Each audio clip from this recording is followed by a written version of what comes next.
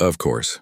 Here's part one of your story, written in a natural, human-centered tone around 1,400 words. It's engaging, emotional, and simple enough for spoken narration on YouTube, following your exact style and policy guidelines. It was one of those mornings when the city felt both alive and empty at the same time. Cars rushed by, horns echoed between tall buildings, and people walked fast with coffee cups in their hands.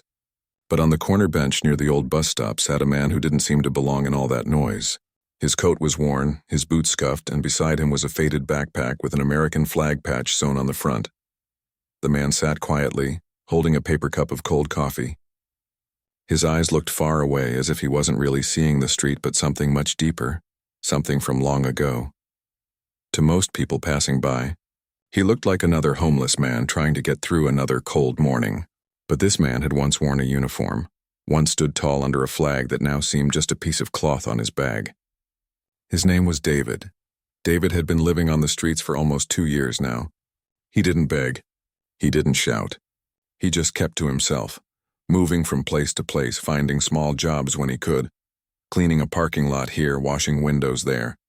The nights were the hardest, especially when the wind cut through the alleys, but David had learned to survive. That morning, he hadn't eaten in 2 days. The last of his coins went to that cold coffee. His stomach growled, but he tried to ignore it. Across the street, a small grocery store caught his eye. It wasn't fancy, just a corner shop with old posters on the windows and a bell that jingled whenever someone went in or out.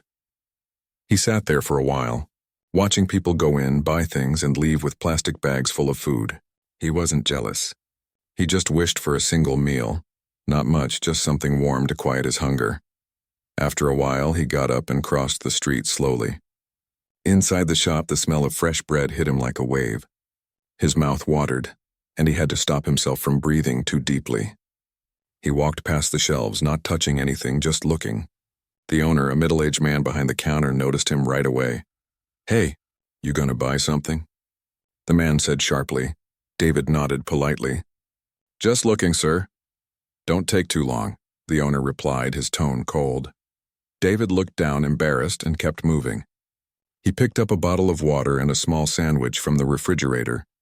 He checked his pocket.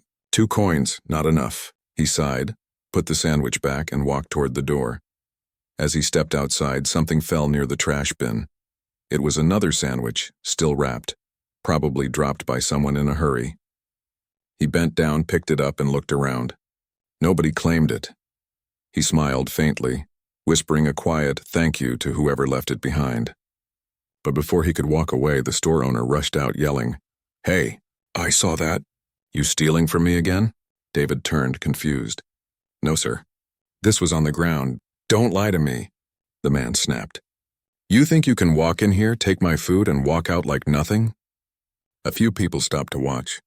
David tried to explain, but the store owner was already calling the police. Within minutes, 2 officers arrived. They looked at David, then at the sandwich in his hand. "Sir, put that down," one of them ordered.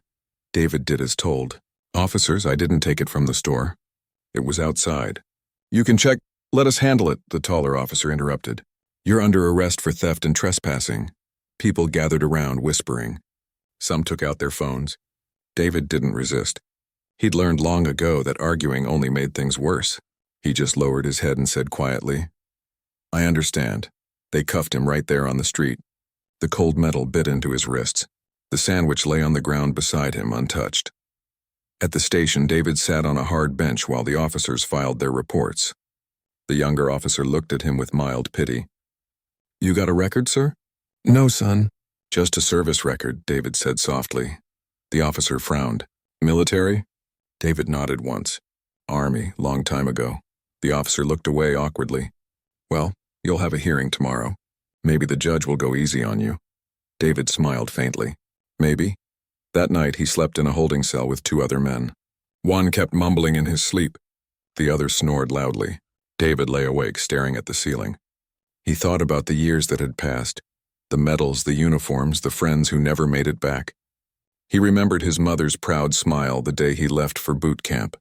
She had believed he'd change the world. Now he couldn't even change his own luck. He whispered a quiet prayer, not asking for freedom, just peace. The next morning, They took him to court. He walked in slowly, wearing the same jacket, the same torn boots. People in the courtroom turned to look at him. Some shook their heads, already judging him. To them, he was just another homeless man who got caught stealing. The public defender assigned to him barely looked at the file. She leaned over and said, "Don't worry, we'll try for community service or dismissal if you cooperate." David nodded. "I'll cooperate, ma'am." "Good, just keep quiet unless the judge asks you something." He didn't argue. He wasn't used to being heard anymore. The courtroom buzzed with small talk until the clerk called, "All rise." Everyone stood. The judge entered, a woman with a calm face and firm eyes. She looked through her papers, not paying attention to the room just yet. David watched her for a moment, then looked down at his hands. He noticed the old scars from years of service, the same hands that once carried a rifle, now shaking slightly from age and cold. The hearing began. The prosecutor stood and started listing charges: petty theft, trespassing, refusal to leave the store. David listened quietly. When it was his turn to speak, his lawyer nudged him. "State your full name for the record," she said. He stood slowly. David Carter, ma'am." The judge froze. Her pen stopped moving. She looked up suddenly, eyes narrowing. "I'm sorry, can you repeat your name?" "David Carter," he said again softly. For a moment, the entire courtroom went silent. The judge's face changed, and something like disbelief mixed with recognition. She stared at him as if seeing a ghost from her past. The clerk glanced around, confused, but no one dared to speak. The judge leaned forward, studying his face, his eyes, his posture. "Mr. Carter," she said slowly, her voice trembling just slightly. "Where did you serve?" David hesitated. "Afghanistan, ma'am. 15th Infantry Division. Retired 12 years ago." The judge took a deep breath and leaned back in her chair. She didn't say anything for a few seconds. The courtroom waited, sensing something unusual was happening. Then in a quiet voice she said, "Court will take a brief recess." The gavel hit the sound block and everyone began whispering. The bailiff led David to a side room, confused about what just happened. His lawyer looked surprised too, but David simply followed orders as always. In the hallway, people whispered about the judge's reaction. Some thought she recognized him from another case. Others guessed there was a mistake. But the truth was something no one in that room could have imagined. Inside her chambers, the judge sat still, staring at the wall. Her assistant asked if she was all right. She nodded slowly and whispered, "That man, he once saved my life." But out in the hallway, David didn't know any of that. He just sat quietly on a bench, his head bowed, the same way he had sat years ago, waiting for orders, waiting for something to change. He didn't know why the judge had reacted that way. He didn't even remember her face. He only knew that somehow fate had brought him here. Again, in front of someone who saw only what the world made him look like, not who he truly was. And as the courtroom doors closed behind him, the city outside kept moving, busy, noisy, unaware that inside that small courthouse an old wound from the past had just been opened. For the first time in years, David felt something stir in his chest. Not fear, not hope exactly, but a feeling that maybe his story wasn't over yet. Maybe, just maybe, someone still remembered who he used to be. Would you like me to continue with part 2, the first court hearing, next? In the same tone and length, around 1,400 words, ready for upload formatting? The next morning, the courtroom was quieter than usual. The sound of shoes on the polished floor echoed through the hall as people took their seats. The air carried that heavy mix of paper, old wood, and tension that every courthouse seemed to have. David sat in the corner, still wearing the same old jacket. His hands rested calmly on his knees, though deep inside, his mind was anything but calm. The public defender sat beside him, flipping through the thin file that held his case. She spoke softly without looking up. "The judge wants to continue the hearing today. Don't worry, just stay respectful and answer only what she asks." David nodded. "Yes, ma'am." He didn't say much more. He never did. The door opened and the bailiff called for everyone to stand. The judge entered again, the same one from the day before. But this time her face wasn't just calm and professional. There was something in her eyes, a quiet storm she was trying to hide. She looked directly at David as she sat down. "Good morning," she said, her tone steady but softer than before. "Good morning, Your Honor," David replied quietly. The prosecutor stood up first. He was young, confident, and clearly saw this as an easy win. Your Honor, this is a simple case of petty theft. The defendant, Mr. Carter, was caught in possession of a sandwich taken from a local grocery store. The store owner has filed a statement, and there's security footage as well. He spoke like he had said the same words 1,000 times before. To him, it was just another small case in a long day. David listened without interrupting. His lawyer whispered, "It's okay, they have to go through the formal process." The judge looked through the file slowly, her eyes scanning the pages but not really focusing. She already knew this wasn't going to be an ordinary case. She could still hear his name echoing in her mind. David Carter. When it was time for the defense to respond, David's lawyer stood up. Your Honor, my client maintains that he did not steal the item in question. He found it outside the store, and there's a possibility that the accusation was a misunderstanding. The prosecutor smirked slightly. That's convenient, he said under his breath, loud enough for people to hear. The judge shot him a warning look. Let's keep this professional, counselor. The courtroom fell silent again. David sat there quietly, eyes on the floor. He wasn't angry or nervous. He had learned long ago that staying calm was the only way to survive, in war, in life, and now in this courtroom. Then the judge leaned forward and spoke directly to him. Mr. Carter, please tell the court in your own words what happened that day. David hesitated. Speaking wasn't something he did much anymore, but when he finally looked up, his voice was low and steady. I was sitting outside the store, ma'am, he began. I hadn't eaten in 2 days. I went in to look, but I didn't have enough money. When I came out, I saw a sandwich on the ground near the trash bin. It was still wrapped. I picked it up. I thought it was nobody's. That's when the store owner came out and accused me. He paused for a moment. I didn't argue, ma'am. I've learned that sometimes it's better to stay quiet. The judge nodded slightly, her expression unreadable, but something in her eyes softened. The prosecutor cleared his throat. Even so, Your Honor, the store owner claims he saw the defendant leave the store with the item. That's why he called the police. The judge turned to him. We'll verify that through the footage. Do you have it available? Yes, Your Honor. The bailiff set up the small screen on the desk. The footage began to play. It showed David entering the store, walking slowly past the shelves, picking up a sandwich, then putting it back. A few seconds later, he walked out empty-handed. The next part of the footage, bound from the outside camera, showed him bending down near the trash bin, picking up something. The judge leaned closer. Pause there, she said. The frame froze, and everyone could clearly see David picking up the sandwich from the ground. The room went silent again. The prosecutor looked uncomfortable. Perhaps the angle doesn't show. It shows enough, the judge interrupted firmly. The defendant didn't steal anything. The store owner, sitting in the back row, shifted uncomfortably. The prosecutor tried to recover, flipping through his papers. Well, even if that's the case, Your Honor, the defendant still trespassed. The judge raised a hand. That's enough, counselor. She looked back at David. You may sit down, Mr. Carter. He nodded politely and sat. His face showed no emotion, but his eyes glistened slightly just for a second. The judge took a slow breath, then spoke in a calm but serious tone. Mr. Carter, I'd like to ask you a personal question, and you can choose not to answer if you wish. Were you in the military? David looked surprised, but answered, Yes, ma'am. I served for 15 years. Infantry division. Retired after an injury. The judge stared at him for a moment, the courtroom fading into the background. She could see it now. The same eyes, the same calm strength she had seen years ago. She remembered a stormy night, a broken car, and a man in uniform who had stopped to help a frightened young woman.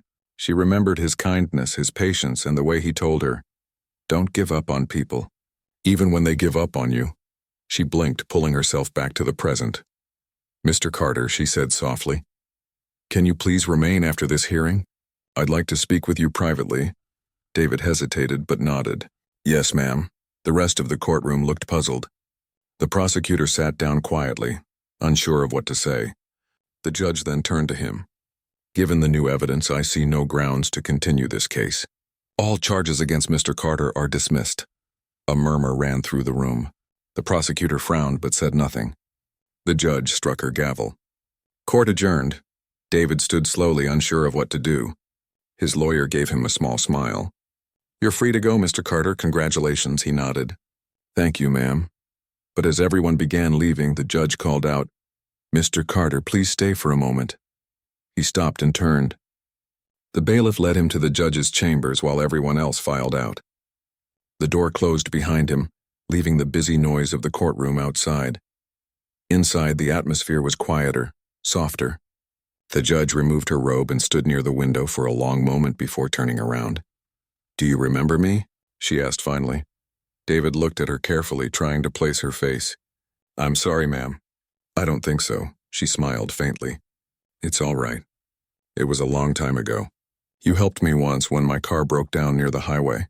You gave me your jacket and fixed my tire in the rain." David blinked, trying to recall. Then slowly his eyes widened. "That was you? The young woman with the red car?"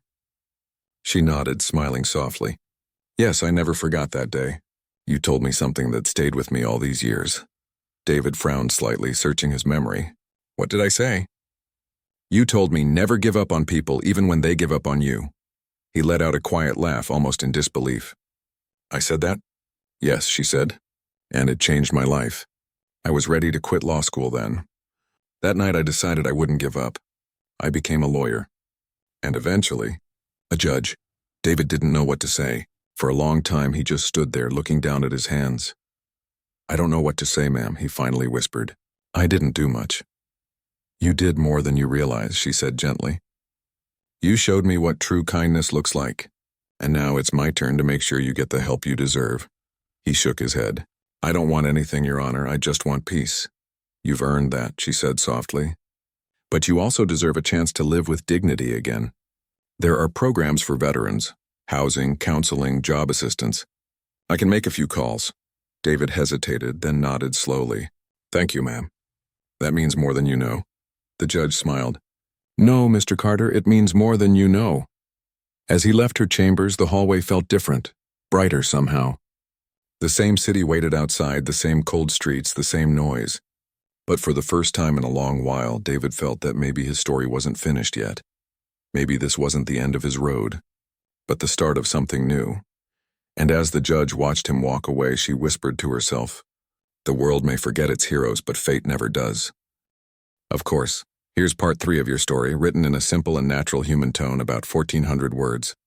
It keeps the flow emotional, grounded, and engaging while fitting your YouTube-safe storytelling style. When David stepped out of the courthouse that day, the air felt different. The same city sounds surrounded him, the honking cars, the footsteps, the chatter. But something inside him had shifted. He didn't quite understand it yet, but it felt like a small door had opened somewhere deep in his chest, letting in a bit of light he hadn't felt in years. He walked down the courthouse steps slowly, holding the few papers they had given him, the official notice that his case was dismissed. To anyone else, it was just a document. To David, it was freedom. The judge's words echoed in his head. "You helped me once." He still couldn't believe it. After all these years, someone had remembered him, and not for his mistakes, but for a moment of kindness he'd nearly forgotten. He walked to the small park across the street, sat on a bench, and looked up at the sky. The clouds were thick, heavy with rain. He smiled quietly. It seemed the sky was reminding him of that storm years ago, the night his path had first crossed with hers. It had been more than 20 years ago. He was still in the service then, on leave for a week before deployment. The rain had poured all night, the kind that soaks through your clothes no matter how fast you run. He had been driving along a deserted road when he saw a car pulled over on the shoulder. The headlights were flickering and someone was standing beside it waving for help. When he stopped and stepped out, a young woman stood there shivering, trying to fix a flat tire on her own. She couldn't have been more than 22. "You all right, ma'am?" he had asked, his voice calm and kind. She looked startled at first, then relieved. "I can't get the lug nuts off," she'd said, embarrassed. The wrench slipped and now the rain's making everything worse. He'd smiled, taken off his jacket, and placed it over her shoulders. "You stay in the car where it's warm. I'll handle it," she hesitated. "I can't let you do that." "You can," he'd said gently. "And you should." He worked in the pouring rain, fixing the tire while she watched through the window. When he was done, he handed her the wrench and said, "You'll be fine now. Take care of yourself, all right?" Before she could even thank him properly, he was already walking back to his truck. She had rolled down her window and called out, "What's your name?" He turned and smiled. "David Carter, ma'am." Then he was gone. Now, sitting in the park after all those years, he finally understood why the judge had looked at him the way she did. It wasn't just recognition. It was gratitude. As he sat there lost in thought, a voice interrupted him. "Mr. Carter." He turned and saw a young man in a suit holding an envelope. "The judge asked me to give this to you," he said politely. "It's about some programs that might help." David took the envelope, nodded his thanks, and the man left.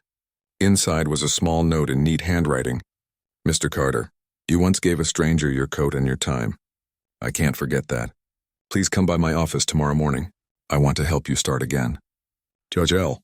David held the note for a long time. He folded it carefully and slipped it into his jacket pocket right over his heart. For the first time in years, he had something to look forward to. The next morning, he went back to the courthouse. The guard at the door recognized him and waved him through with a kind smile. "She's expecting you, sir." Inside her office, the judge stood by the window, dressed in plain clothes this time, not her robe. When she turned around, her face was warm and gentle. "I'm glad you came," she said. "I wasn't sure if I should," he admitted. "Didn't want to cause any trouble." She shook her head. "You could never cause trouble, Mr. Carter." They both sat down. For a few seconds, the room was quiet except for the ticking of the clock. Then she spoke softly. "I've thought about that night so many times," she said. "I was lost, and not just on the road, but in my life. I was struggling to believe I was good enough to finish law school. You didn't know me, but you helped me anyway, and you said something I've carried with me ever since." David smiled faintly. "I told you not to give up on people," she nodded. "Yes, those words shaped who I became. Every time I faced a hard decision, I remembered your voice. You believed in people when you had no reason to." David looked down at his hands. "I guess I used to. Somewhere along the way, I forgot how." She leaned forward. "Then let's help you remember." She explained that she'd already contacted a Veterans Outreach Center, a place that helped former soldiers find housing, medical care, and counseling. They were expecting him later that afternoon. David listened quietly. "I appreciate that, ma'am. I really do, but I don't want special treatment. I just want a fair chance," the judge smiled. "That's all you'll get. A fair chance." He nodded slowly. "Thank you." She hesitated, then said softly, "David, may I ask what happened after you left the service?" He sighed, his gaze distant. "It's a long story, ma'am. I came home after my injury. My leg was bad, so I couldn't stay in the Army. My mother passed not long after. I tried finding work, but things got harder. I lost my place, lost friends, and eventually, I stopped trying. I thought maybe this was just what life had left for me." The judge listened quietly, her eyes full of sympathy. "I'm so sorry," she said. He smiled faintly. "No need to be sorry. I made my choices. I just didn't think anyone remembered who I was anymore." "Well," she said softly, "I do." There was a long pause, and then she stood up. "Come on," she said. "Let me drive you to the center myself." He looked surprised. "You don't have to." "I want to," she said firmly. Outside, the sky had cleared after last night's rain. The sun shone faintly through the clouds, making the wet streets glimmer. They drove quietly, neither of them speaking much. For David, the silence wasn't uncomfortable. It was peaceful. For years, he had been invisible. Now, someone saw him. When they arrived at the Veterans Center, a kind-looking woman met them at the door. "You must be Mr. Carter," she said warmly. "We've been expecting you." Inside, the place was simple but welcoming. Walls lined with photos of soldiers, a coffee station in the corner, and small groups of veterans talking softly. Some were missing limbs, some walked with canes. Others just sat quietly like him. The judge spoke with the coordinator privately for a few minutes, then returned. "They'll help you with housing first," she explained. "Then they'll check your health and see if you qualify for benefits." David nodded, a bit overwhelmed. "I don't know how to thank you, ma'am." "You already did years ago," she said gently. He didn't argue. He just smiled and said, "Maybe it's time I give that jacket back to you." She laughed softly. "Keep it. It suits you better." Over the next few weeks, David slowly began rebuilding his life.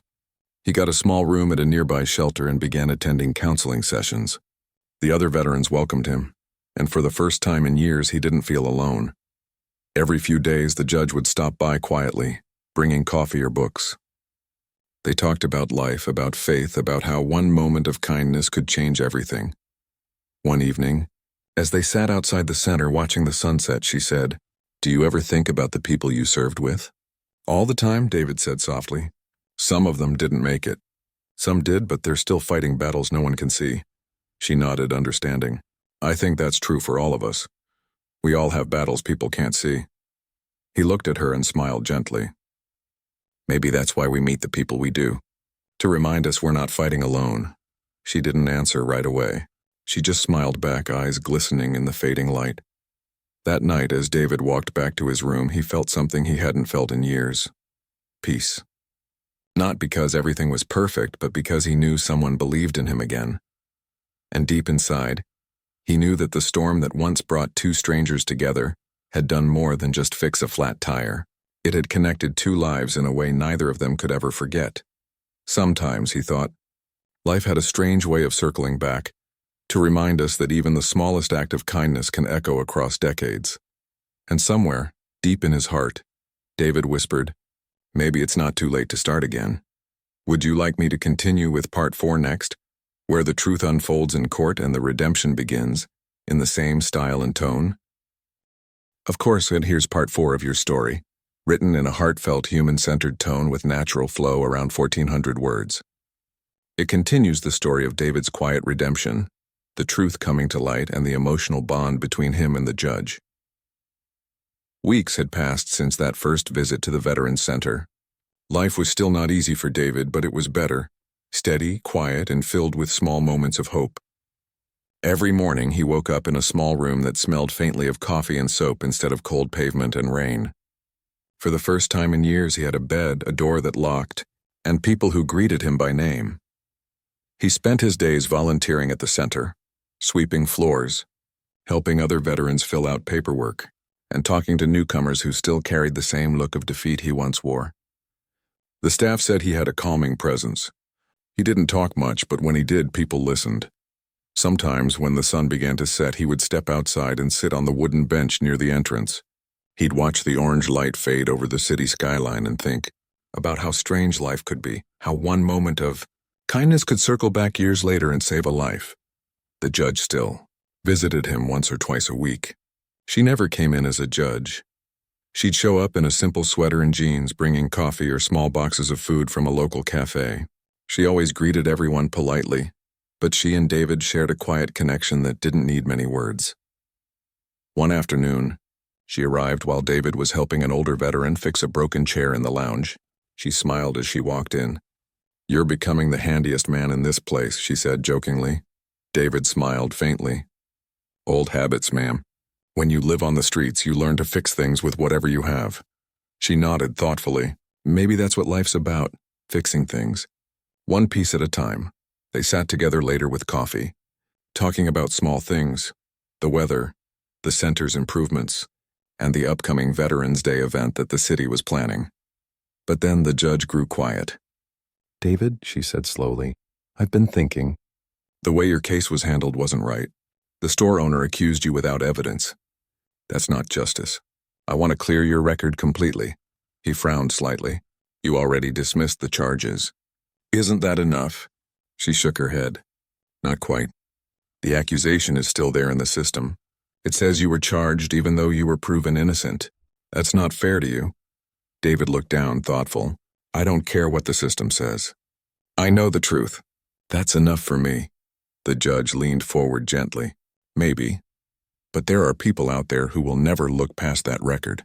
They'll see the wrong version of you, and that's what I can fix." He studied her face for a moment. "You've already done so much. I don't want to take more of your time." She smiled softly. "You gave me my time back 20 years ago. You don't get to argue with me on this." David laughed quietly. "Yes, ma'am." The next week they were back in court, not for a trial, but for a hearing to officially clear his record. The courtroom looked different this time. There was no crowd, no noise, just a few officers, the judge, the store owner, and David sitting calmly beside his lawyer. The store owner looked uneasy. He hadn't expected things to go this far. When the judge entered, everyone stood. She sat down, her face calm but serious. "Today we are here to review the case of Mr. David Carter," she began. After reviewing the evidence, it is clear that he was wrongfully accused and that the initial report contained false statements. The store owner stood nervously. "Your Honor, I didn't mean—" The judge held up her hand. "Sir, you accused a man without proof. You made assumptions based on how he looked, not what he did. Do you understand the damage that caused?" The man's face turned red. I was just trying to protect my business." "From what?" she asked firmly. "From a hungry man picking up food from the ground?" He lowered his head, unable to respond. The judge continued, "Mr. Carter served this country. He risked his life so that people like us could live in safety. Yet when he needed understanding, he was met with suspicion and humiliation. That's not justice. That's failure from all of us." The room was silent. Even the officers shifted uncomfortably in their seats. David sat quietly, eyes lowered, hands folded in front of him. He wasn't angry. He wasn't even thinking about the man who had accused him. He was thinking about all the others, the men and women still out there on the streets, invisible, judged, and forgotten. The judge took a breath and spoke again. "This court officially expunges all records related to this case. Mr. Carter, you stand fully cleared in the eyes of the law and in the record of this city." David looked up slowly. His eyes glistened. "Thank you, ma'am," he said quietly. The judge nodded once, her voice softening. "No, Mr. Carter, thank you." The store owner approached him afterward, nervous and ashamed. "I'm sorry," he said quietly. "I judged you wrong. I didn't see who you really were." David looked at him for a long moment, then simply said, "It's all right. Just try to see people differently next time." The man nodded and walked away. After the hearing, the judge invited David for coffee at a small cafe near the courthouse. It was the same kind of place she used to sit and study years ago, back when she was just another law student with big dreams. They sat by the window, watching the rain start to fall outside. The silence between them was peaceful. "I hope today gave you some closure," she said softly. David nodded. "It did, more than I expected." He sipped his coffee and smiled faintly. "You know, I used to think the world forgot me, but maybe it was just waiting for me to remember who I was." She looked at him thoughtfully. "Who are you, David?" He smiled gently. "A man still learning how to live." The judge smiled back, her eyes warm. "That's a good answer." As the weeks went on, David began spending more time helping others. He spoke to younger veterans at the center, telling them that one mistake or one bad day didn't define their lives. He helped organize small events and even started a group for those struggling to adjust to civilian life. People respected him, not for his past, but for his calm, steady presence. One evening, as the Veterans Center prepared for the upcoming Veterans Day event, the judge arrived again carrying a framed object wrapped in brown paper. "What's that?" David asked curiously. She smiled. "A little something I wanted to return to you." He carefully unwrapped it. Inside was his old military coat, cleaned, repaired, and placed behind glass with a small plaque underneath that read, "For the man who never stopped serving, even when the world stopped seeing." David stared at it for a long moment, his eyes full. "I don't know what to say," he whispered. "Just say you'll keep going," she said gently. He nodded. "I will." When Veterans Day arrived, the center was filled with people, families, veterans, volunteers, and even reporters. David didn't expect to be part of the ceremony. He was just there to help. But halfway through the event, the judge took the microphone and smiled toward him. "There's someone here today who reminds us what true strength looks like," she said to the crowd. "It's not medals or ranks. It's compassion. It's humility. It's courage that doesn't fade, even in silence. Please join me in honoring Mr. David Carter." The audience turned toward him, clapping. David stood awkwardly at first, not knowing what to do. Then he smiled, a quiet, humble smile, and raised his hand slightly in thanks. Later that evening, when the event was over, he stood outside watching the crowd leave. The city lights shimmered across the street, and for the first time in years, he didn't feel invisible. The judge walked up beside him. "You did good today," she said softly. "I didn't do anything," he replied. "Just lived long enough to see kindness come back around." She smiled. "That's doing more than you realize." They stood there in silence for a long moment, watching the lights reflect off the wet pavement. The air was cool, and the smell of rain carried memories of another night long ago, the night he gave away his coat and unknowingly changed 2 lives. Sometimes, he thought, life wasn't about what you lost, but about what you gave, and how it found its way back to you when you least expected it. Would you like me to continue with part 5 next? The emotional final chapter showing his complete redemption, new purpose, and the lasting impact of his story, in the same warm and human tone? Of course. Here's part 5, the final and most emotional chapter of your story, written in a warm, human, and natural tone. It carries the feeling of closure, hope, and quiet redemption, without anything that violates YouTube's policies or feels artificial.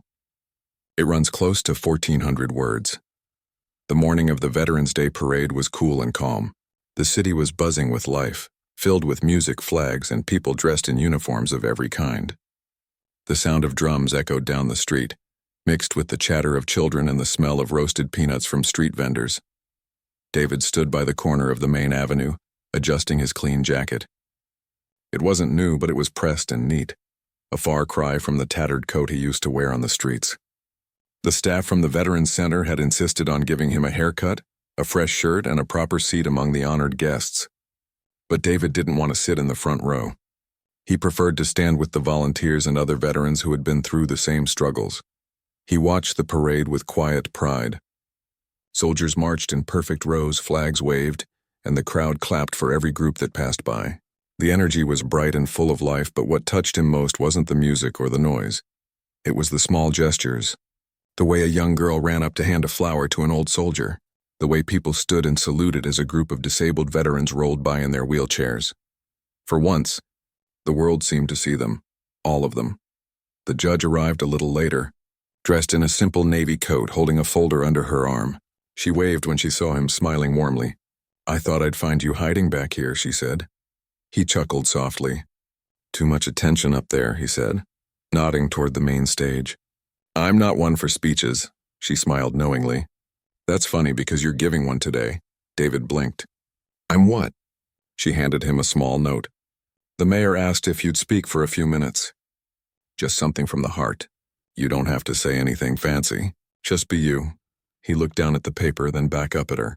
"I don't think people want to hear from someone like me." Her voice softened. "That's exactly who they need to hear from." Before he could argue, the music faded and the announcer's voice echoed over the speakers. "Please welcome a veteran who has reminded us all of the power of humility, honor, and second chances, Mr. David Carter." The crowd began to applaud. David hesitated, but the judge gave him a gentle nudge. "Go on," she whispered. He took a slow breath and walked toward the small stage. Every step felt heavy but steady. The applause faded into a hush as he reached the microphone. He looked at the sea of faces, strangers, veterans, families, all waiting quietly. He began simply, his voice deep but calm. "Good morning. I'm not a man of many words, and I'm not used to standing in front of crowds like this." A few people chuckled softly, and it helped ease his nerves. "I served this country a long time ago," he continued. "When I came home, I thought life would go back to normal. But sometimes things don't go the way we plan. I lost my job, then my home. For years, I lived on the streets. People walked past me every day. Some offered help, but most just looked away. I don't blame them. I probably would have done the same once." The crowd listened in silence. His words were slow, honest, and heavy with truth. "One day I got arrested for something I didn't do," he said. "At the time, I didn't even care. I thought, this is just my life now. But then something happened that I'll never forget. The judge who saw my case recognized me. She remembered me from a night years ago, when I helped her on the side of the road during a storm. I didn't even remember her name back then. I just knew someone needed help." He paused, glancing toward the judge in the audience. She smiled gently, eyes full of quiet emotion. "That moment changed everything," he said. "She didn't just see a homeless man in handcuffs. She saw a person. And sometimes that's all it takes, for someone to really see you." He looked out at the crowd, his voice steady and kind. "There are people out there right now who've served this country and are still fighting their own battles. Battles no one sees. Some of them don't have homes, some don't have families, but they're still soldiers in their own way. They still carry courage in their hearts." He paused again, the breeze lifting the corner of his note. "I don't have much advice to give, but I'll say this. If you ever see someone who looks like they've been forgotten, don't walk past them. You never know what story they carry. You never know what they've given so others could stand where you are today. The silence that followed was deep and emotional. Then the crowd erupted in applause, loud, genuine, and filled with respect. Some people stood up. A few veterans saluted him. David stepped back from the microphone, overwhelmed but humbled. When he returned to his seat, the judge squeezed his hand lightly. "You did more than speak," she whispered. "You reminded everyone what humanity sounds like." Later that afternoon, a local reporter approached him. "Sir, your story is going to inspire a lot of people," she said. "Would you mind if we shared it?" David hesitated for a moment, then nodded. "If it helps someone, go ahead. Just make sure they know this isn't about me. It's about all of us." That evening, the story spread through social media and local news. Headlines read, "Homeless veteran wrongly accused now inspires thousands." People across the country began reaching out, some offering support to veterans' shelters, others simply sending letters of thanks. Within a few weeks, donations poured into the center. More beds were added, new programs started, and volunteers lined up to help. David became a quiet symbol of resilience, though he never sought the spotlight. He kept living simply, spending his days helping others who were once like him. One afternoon, as the sun dipped low and the city quieted, David sat on his usual bench outside the center. The judge arrived holding 2 cups of coffee. She handed one to him with a smile. "I saw the news," she said softly. "You're becoming quite the celebrity." He chuckled. "Not the kind of fame I ever wanted." She smiled. "Maybe not, but it's the kind that matters." They sat quietly for a while, sipping their coffee as the sky turned golden. After a long silence, she said, "You know, I think life has a funny way of bringing things full circle. The night you helped me, you probably thought you were just fixing a tire, but you fixed something much bigger than that. You reminded me why justice matters, why people matter." David nodded slowly. "And you reminded me that kindness doesn't disappear. It just waits for the right time to come back." The judge smiled. "So what will you do next?" He thought for a moment. "Keep showing up. Keep helping. Maybe tell my story to some of the younger ones who think there's no way out." "I think that's a perfect plan," she said warmly. As the evening light faded, a group of children ran past laughing, waving small flags they'd picked up from the parade. One of them dropped his flag near David's feet. He picked it up, smiled, and handed it back. The boy grinned and saluted him playfully before running off again. David watched him go, a small smile resting on his face. "Maybe that's what we fight for," he said softly. "Not medals or glory. Just moments like that." The judge looked at him, eyes gentle. "And that's exactly why you'll never be forgotten." In the months that followed, David continued to speak quietly at schools, community centers, and veteran events. He didn't talk about war or hardship. He talked about dignity, courage, and hope. His story reminded people that sometimes heroes don't wear uniforms anymore. They walk quietly among us, carrying invisible scars but hearts that still shine. On the anniversary of his hearing, the judge invited him to the courthouse again. But this time it wasn't for a case. She led him to the hallway where portraits of respected citizens were displayed. There in the middle hung a new frame, a photo of David standing at the Veterans Day podium, with a small plaque underneath that read, "In honor of those who serve in silence and rise with grace." David stood in front of it for a long moment. His eyes glistened, but his smile was calm. "I never thought I'd see myself on a courthouse wall," he said softly. The judge replied, "You belong there, David. You remind us what justice truly means." As they walked out together, the afternoon sun spilled through the courthouse windows, warm and bright. David paused for a moment on the steps, looking up at the sky. For the first time in many years, his heart felt light, not because everything was perfect, but because he had found peace. He turned to the judge and said, "Funny thing about life, it doesn't always give you what you want, but it gives you chances to be who you're meant to be." She smiled softly. "And you became exactly that." They stood quietly for a moment as the city hummed below. Then David walked down the courthouse steps, steady and sure, carrying the same quiet dignity that had always been his greatest strength. And though the world had once looked away, now it saw him clearly, not as a homeless man, not just as a veteran, but as a reminder that kindness once given never truly disappears. Sometimes it just takes time to come home. Would you like me to format all 5 parts into a single, continuous document, ready for YouTube narration or publication, keeping the tone and flow consistent throughout?